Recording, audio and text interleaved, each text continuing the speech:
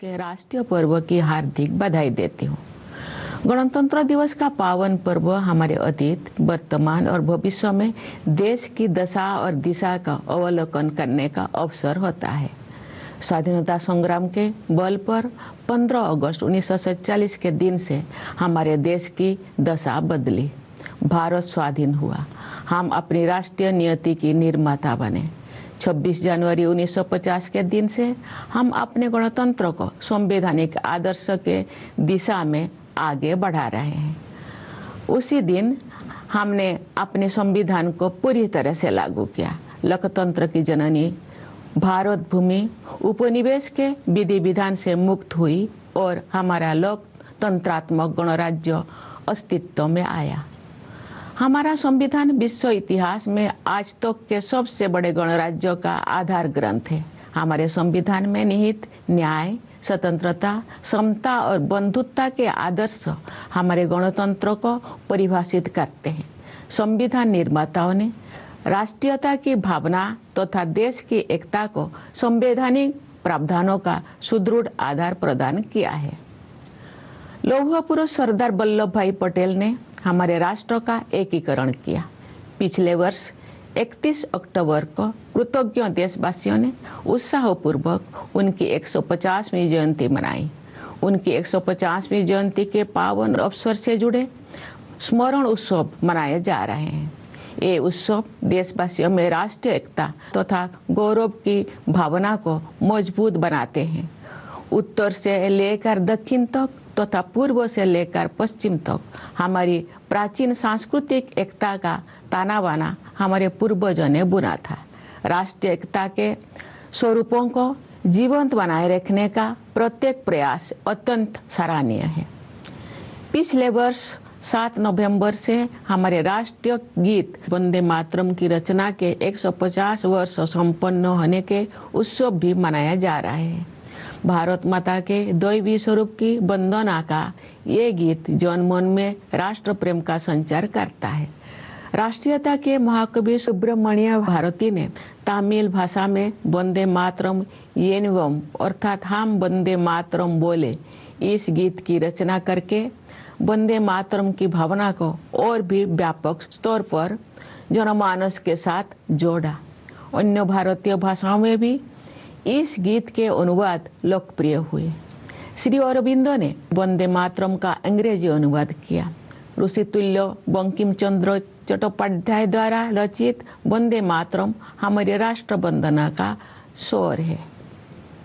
आज से 2 दिन पहले यानी 23 जनवरी को देशवासियों ने नेताजी सुभाष चंद्र बोस की जयंती के दिन उन्हें सादर श्रद्धांजलि अर्पित की। वर्ष 2021 से नेताजी की जयंती को पराक्रम दिवस के रूप में मनाया जाता है ताकि देशवासी विशेषकर युवा उनकी अदम्य देशभक्ति से प्रेरणा प्राप्त करें। नेताजी सुभाष चंद्र बोस का नारा जय हिंद हमारे राष्ट्र गौरव का उद्घोष है। प्यारे देशवासियों, आप सब हमारे जीवंत गणतंत्र को शक्तिशाली बना रहे हैं। हमारी तीनों सेनाओं के बहादुर जवान मातृभूमि की रक्षा के लिए सदैव सतर्क रहते हैं। हमारे कर्तव्यनिष्ठ पुलिसकर्मी तथा केंद्रीय सशस्त्र पुलिस बलों के जवान देशवासियों की आंतरिक सुरक्षा के लिए तत्पर रहते हैं। हमारे अन्नदाता किसान देशवासियों के लिए पोषण सामग्री उत्पन्न करते हैं। हमारे देश की कर्मठ और प्रतिभाशाली महिलाएं अनेक क्षेत्रों में नई प्रतिमान स्थापित कर रहे हैं। हमारे सेवाधर्मी डॉक्टर, नर्स और सभी स्वास्थ्यकर्मी देशवासियों के स्वास्थ्य की देखभाल करते हैं। हमारे निष्ठावान सफाई मित्र देश को स्वच्छ रखने में प्रमुख भूमिका निभाते हैं। हमारे प्रबुद्ध शिक्षक भावी पीढ़ियों का निर्माण करते हैं। हमारे विश्व स्तरीय वैज्ञानिक और इंजीनियर देश के विकास को नई दिशाएं देते हैं। हमारे मेहनती श्रमिक भाई बहन राष्ट्र का नवनिर्माण करते हैं। हमारे होनहार युवा और बच्चे अपनी प्रतिभा और योगदान से देश के स्वर्णिम भविष्य के प्रति हमारा विश्वास मजबूत करते हैं। हमारे प्रतिभाशाली कलाकार, शिल्पकार और साहित्यकार हमारी समृद्ध परंपराओं को आधुनिक अभिव्यक्ति दे रहे हैं। अनेक क्षेत्र के विशेषज्ञ देश के बहुआयामी विकास को दिशा दे रहे हैं। हमारे ऊर्जावान उद्यमी देश को विकसित और आत्मनिर्भर बनाने में अपना योगदान दे रहे हैं। निस्वार्थ भाव से समाज की सेवा करने वाले व्यक्ति और संस्थान अनगिनत लोगों के जीवन में प्रकाश का संचार कर रहे हैं। सरकारी तथा गैर सरकारी कार्यालयों एवं संस्थानों में काम करने वाले सभी कर्तव्यपरायण लोग राष्ट्र निर्माण में अपनी सेवाएं समर्पित कर रहे हैं। जन सेवा के लिए प्रतिबद्ध जनप्रतिनिधि देशवासियों की आकांक्षाओं के अनुरूप कल्याण एवं विकास के लक्ष्यों को प्राप्त कर रहे हैं। इस प्रकार सभी जागरूक एवं संवेदनशील नागरिक हमारे गणतंत्र की प्रगति यात्रा को आगे बढ़ा रहे हैं। हमारे गणतंत्र को सशक्त बनाने के प्रयासों में कार्यरत सभी देशवासियों की मैं हृदय से सराहना करती हूँ। प्रवासी भारतीयों हमारे गणतंत्र की छवि को विश्व पटल पर गौरव प्रदान करते हैं। मैं उनकी विशेष सराहना करती हूँ। प्यारे देशवासियों, आज के दिन यानी 25 जनवरी को हमारे देश में राष्ट्रीय मतदाता दिवस मनाया जाता है। जनप्रतिनिधियों के निर्वाचन के लिए हमारे वयस्क नागरिक उत्साहपूर्वक मतदान करते हैं। बाबा साहेब डॉक्टर भीमराव अंबेडकर मानते थे कि मताधिकार के प्रयोग से राजनीतिक शिक्षा सुनिश्चित होती है। हमारे मतदाता बाबा साहेब की सोच के अनुरूप अपनी राजनीतिक जागरूकता का परिचय दे रहे हैं। मतदान में महिलाओं की बढ़ती हुई भागीदारी हमारे गणतंत्र का एक शक्तिशाली आयाम है। महिलाओं का सक्रिय और समर्थ होना देश के विकास के लिए अत्यंत महत्वपूर्ण है। उनके स्वास्थ्य, शिक्षा, सुरक्षा और आर्थिक सशक्तिकरण हेतु किए जा रहे राष्ट्रीय प्रयासों से अनेक क्षेत्रों में महिलाओं की भागीदारी बढ़ी है। बेटी बचाओ बेटी पढ़ाओ अभियान से बेटियों की शिक्षा को प्रोत्साहन मिला है। प्रधानमंत्री जन धन योजना के तहत अब तक 57 करोड़ से अधिक बैंक खाते खोले जा चुके हैं। इनमें महिलाओं के खाते लगभग 56% है। हमारी बहनें और बेटियां परंपरागत रूढ़ियों को तोड़कर आगे बढ़ रही हैं। महिलाएं देश के समग्र विकास में सक्रिय योगदान दे रही है। 10 करोड़ से अधिक सेल्फ हेल्प ग्रुप से जुड़े बहनें विकास की नई परिभाषा लिख रही हैं। महिलाएं खेत खलिहानों से लेकर अंतरिक्ष तक, स्वरोजगार से लेकर सेनाओं तक अपनी प्रभावी पहचान बना रहे हैं। खेल कूद के क्षेत्र में हमारी बेटियों ने विश्व स्तर पर नए प्रतिमान स्थापित किए हैं। पिछले वर्ष नवंबर में भारत की बेटियों ने ICC women's cricket world cup और उसके बाद blind women's T20 world cup जीतकर स्वर्णिम इतिहास रचा है। पिछले ही वर्ष चेस वर्ल्ड कप का फाइनल मैच भारत की ही 2 बेटियों के बीच खेला गया। ये उदाहरण खेल जगत में हमारी बेटियों के वर्चस्व का प्रमाण है। ऐसी बेटियों पर देशवासियों को गर्व है। पंचायती राज संस्थाओं में महिला जन प्रतिनिधियों की संख्या लगभग 40% है। महिलाओं के राजनैतिक सशक्तिकरण को नई ऊंचाई देने वाले नारी शक्ति बंधन अधिनियम से महिलाओं के नेतृत्व द्वारा विकास की सोच को अभूतपूर्व शक्ति मिलेगी। विकसित भारत के निर्माण में नारी शक्ति की भूमिका महत्वपूर्ण रहेगी। उनके बढ़ते हुए योगदान से हमारा देश महिला पुरुष समानता पर आधारित समावेशी गणतंत्र का उदाहरण प्रस्तुत करेगा। समावेशी सोच के साथ वंचित वर्गों के कल्याण और विकास के लिए अनेक योजनाओं को कार्य रूप दिया जा रहा है। पिछले वर्ष 15 नवंबर को देशवासियों ने धरती आबा भगवान बिरसा मुंडा की जयंती के दिन 5वां जनजातीय गौरव दिवस मनाया तथा भगवान बिरसा मुंडा की 150वीं जयंती के उपलक्ष्य में मनाए गए उत्सव संपन्न हुए। आदि कर्मयोगी अभियान के माध्यम से जनजातीय समुदाय के लोगों में नेतृत्व क्षमता को निखारा गया।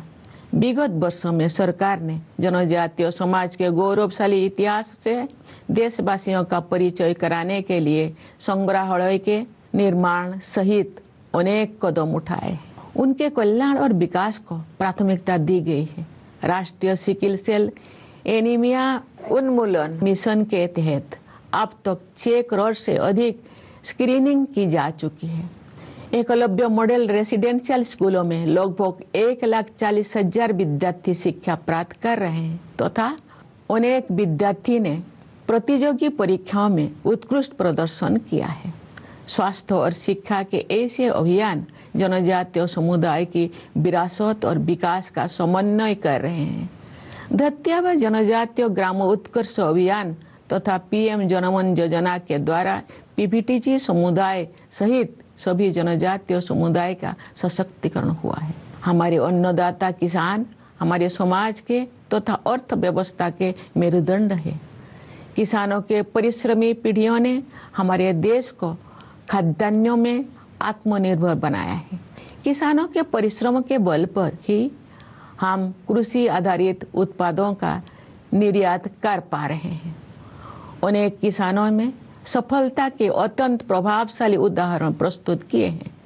किसान भाई बहनों को अपने उत्पादों का उचित मूल्य मिले, रियायती ब्याज पर ऋण मिले, प्रभावी बीमा सुरक्षा मिले, खेती के लिए अच्छे बीज मिले, सिंचाई की सुविधाएं मिले, अधिक उत्पादन के लिए उर्वरक उपलब्ध हो, उन्हें आधुनिक कृषि पद्धतियों से जोड़ा जाए तथा जैविक खेती को बढ़ावा दिया जाए।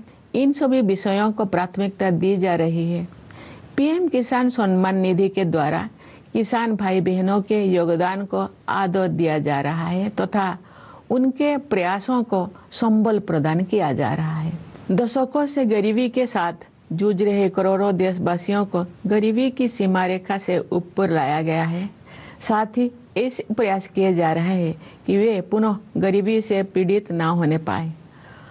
अंत्योदय की संवेदना को कार्य रूप देने वाले विश्व की सबसे बड़ी योजना पीएम गरीब कल्याण अन्न योजना इस सोच पर आधारित है कि 140 करोड़ से अधिक आबादी वाले हमारे देश में कोई भी भूखा ना रहे। इस योजना से लगभग 81 करोड़ लाभार्थियों को सहायता मिल रही है। गरीब परिवारों के लिए बिजली, पानी तथा शौचालय की सुविधा से युक्त 4 करोड़ से अधिक पक्के घरों का निर्माण करके उन्हें गरिमापूर्ण जीवन जीने तथा आगे बढ़ने का आधार प्रदान किया गया है। गरीबों के कल्याण के हित में किए गए ऐसे प्रयास महात्मा गांधी के सर्वोदय के आदर्श को कार्य रूप देते हैं। विश्व की सबसे बड़ी युवा आबादी हमारे देश में है। गर्व की बात है कि हमारे युवाओं में असीम प्रतिभा है। हमारे युवा उद्यमी, खिलाड़ी, वैज्ञानिक और प्रोफेशनल्स देश में नई ऊर्जा का संचार कर रहे हैं तथा विश्व स्तर पर अपनी पहचान बना रहे हैं। आज बड़ी संख्या में हमारे युवा स्वरोजगार की सफलता के प्रभावशाली उदाहरण प्रस्तुत कर रहे हैं। हमारे युवा ही हमारे राष्ट्र की विकास यात्रा के ध्वजवाहक है। मेरा युवा भारत या माई भारत टेक्नोलॉजी की सहायता से संचालित एक अनुभव आधारित शिक्षा व्यवस्था है। ये युवाओं को नेतृत्व और कौशल विकास सहित कई क्षेत्र में उपलब्ध अवसरों के साथ जोड़ती है। हमारे देश में स्टार्टअप की प्रभावशाली सफलता का प्रमुख श्रेय हमारे युवा उद्यमियों को जाता है। युवा पीढ़ी की आकांक्षाओं पर केंद्रित नीतियों और कार्यक्रम के बल पर देश के विकास को गति मिलेगी।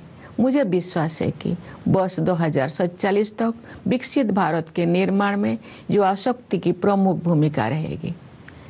प्यारे देशवासियों, भारत विश्व की सबसे तेज गति से बढ़ने वाली बड़ी अर्थव्यवस्था है।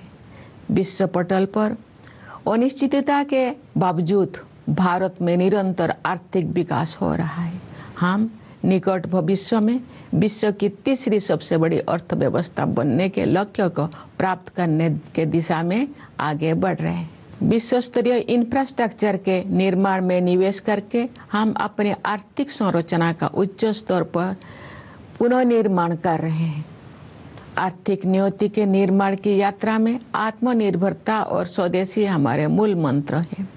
स्वाधीनता के बाद देश के आर्थिक एकीकरण के लिए सबसे महत्वपूर्ण निर्णय जीएसटी को लागू करने से वन नेशन वन मार्केट की व्यवस्था स्थापित हुई है।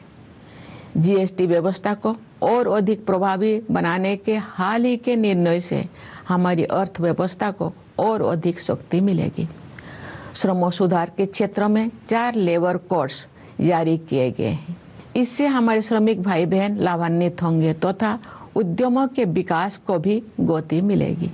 प्यारे देशवासियों, प्राचीन काल से ही पूरी मानवता हमारी सभ्यता, संस्कृति तथा आध्यात्मिक परंपरा से लाभान्वित होती रही है। आयुर्वेद, योग तथा प्राणायाम को विश्व समुदाय ने सराहा है, अपनाया है। अनेक महान विभूतियों ने हमारे आध्यात्मिक एवं सामाजिक एकता की धारा को अविरल प्रवाह दिया है। केरल में जन्मे महान कवि, समाज सुधारक और आध्यात्मिक विभूति श्री नारायण गुरु के अनुसार उस स्थान को आदर्श माना जाता है जहां जाति और पंथ के भेदभाव से मुक्त होकर सभी लोग बंधुत्व के साथ रहते हैं। मैं श्री नारायण गुरु के इस विचार को उनकी भाषा में दोहराने का प्रयास करती हूँ। जाति भेदम मोतो देशम एदुम इल्ला देशर्वरुम सौद रत्तेन्न बाडुन्न मातृ का स्थानो मानित। ये गर्व की बात है कि आज का भारत नए आत्मविश्वास के साथ अपने गौरवशाली परंपराओं के प्रति सचेत होकर आगे बढ़ रहा है। हाल के वर्षों में हमारी आध्यात्मिक परंपरा के पवित्र स्थलों को जन चेतना के साथ जोड़ा गया है। नियत अवधि में गुलामी की मानसिकता के अवशोष से मुक्त होने का समयबद्ध संकल्प किया गया है। भारतीय ज्ञान परंपरा में दर्शन, चिकित्सा, खगोल विज्ञान, गणित, साहित्य तथा कला की महान विरासत उपलब्ध है। ये गर्व की बात है कि ज्ञान भारतम मिशन जैसे प्रयासों से भारतीय परंपरा में उपलब्ध रचनात्मकता को संरक्षित और प्रसारित किया जा रहा है। ये मिशन भारत की लाखों अमूल्य पांडुलिपियों में संचित विरासत को आधुनिक संदर्भ में आगे बढ़ाएगा। भारतीय भाषाओं तथा भारतीय ज्ञान परंपरा को प्राथमिकता देकर हम आत्मनिर्भरता के प्रयासों को सांस्कृतिक आधार प्रदान कर रहे हैं।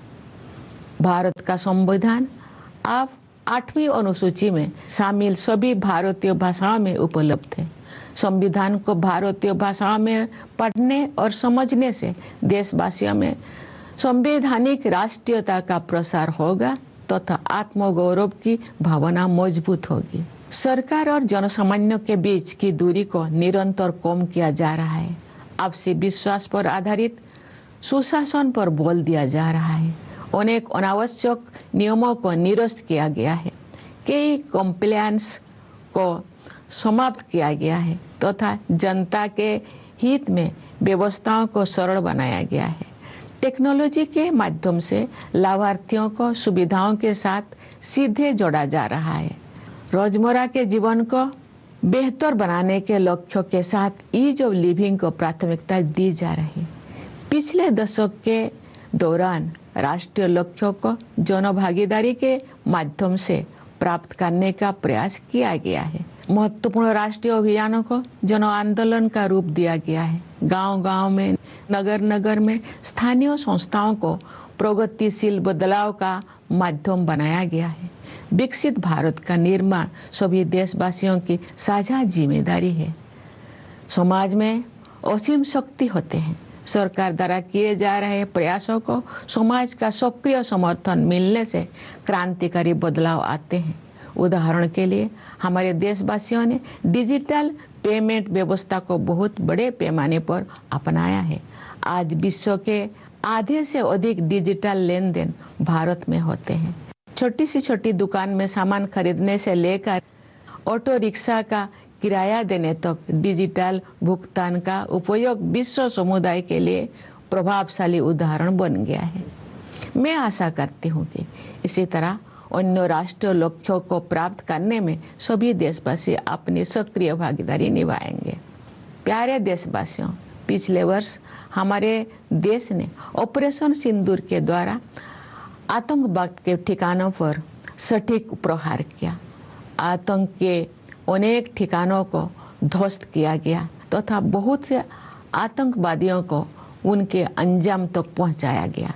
सुरक्षा के क्षेत्र में हमारी आत्मनिर्भरता से ऑपरेशन सिंदूर की ऐतिहासिक सफलता को शक्ति मिली। सियाचिन बेस कैंप पहुंचकर मैंने बहादुर सैनिकों को अत्यंत विषम परिस्थितियों में भी देश की रक्षा के लिए पूरी तरह तत्पर और उत्साहित देखा।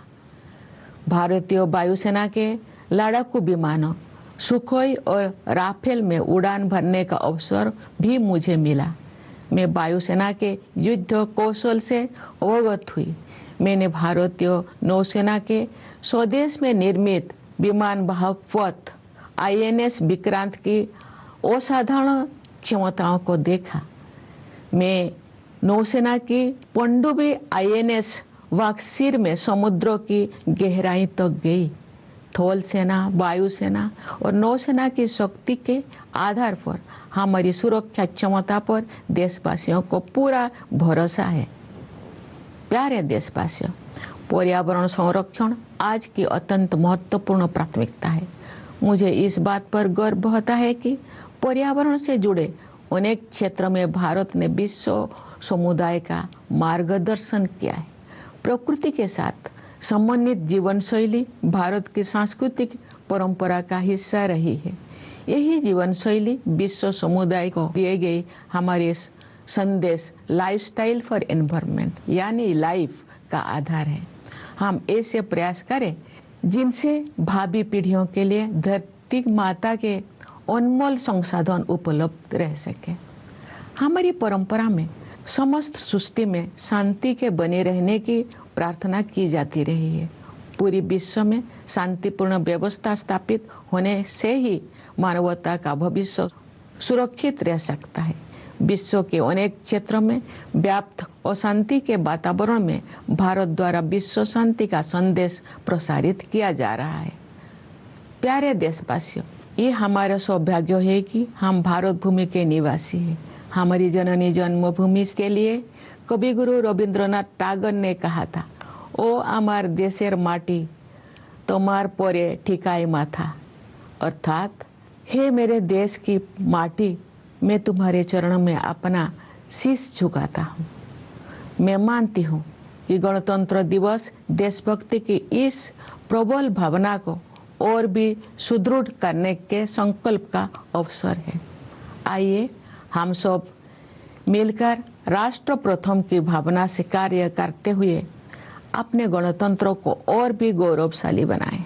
मैं एक बार फिर आप सभी को गणतंत्र दिवस की हार्दिक बधाई देती हूँ।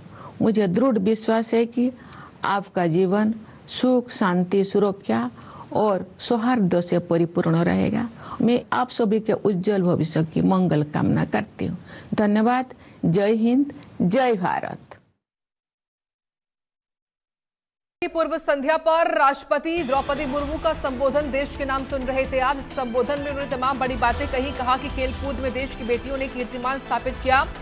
उन्होंने सभी देशवासियों को गणतंत्र दिवस की बधाई दी है और राष्ट्रीय एकता के स्वरूपों को जीवंत बनाए रखने का प्रयास अत्यंत सराहनीय है।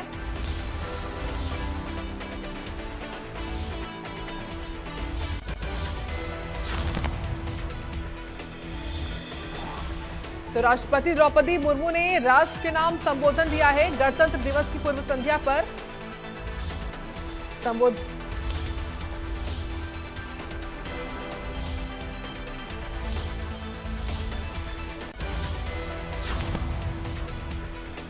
तो राष्ट्रपति ने संबोधन में कहा कि बेटियों ने वर्ल्ड कप जीतकर इतिहास रचा है। ये राष्ट्रपति की ओर से कहा गया। हमारे खिलाड़ी देश का मान बढ़ा रहे हैं। राष्ट्र के विकास के लिए महिला का सशक्त जरूरी होना है। भारत की अर्थव्यवस्था तेजी से आगे बढ़ रही है। किसानों ने उपलब्धि का इतिहास रचा। ये राष्ट्रपति ने संबोधन में कहा है अपने। देश के नाम संबोधित किया। गणतंत्र दिवस की पूर्व संध्या पर राष्ट्रपति द्रौपदी मुर्मू ने हमारी तीनों सेनाएं देश की रक्षाएं कर रही हैं, हमारे खिलाड़ी देश का गौरव बढ़ा रहे हैं, सरकार किसानों के हित में काम कर रही है, सरकार गरीबों के कल्याण के लिए काम कर रही है। तो राष्ट्रपति द्रौपदी मुर्मू ने संबोधित किया, कहा कि भारत जल्द ही विश्व की तीसरी सबसे बड़ी अर्थव्यवस्था बनेगा।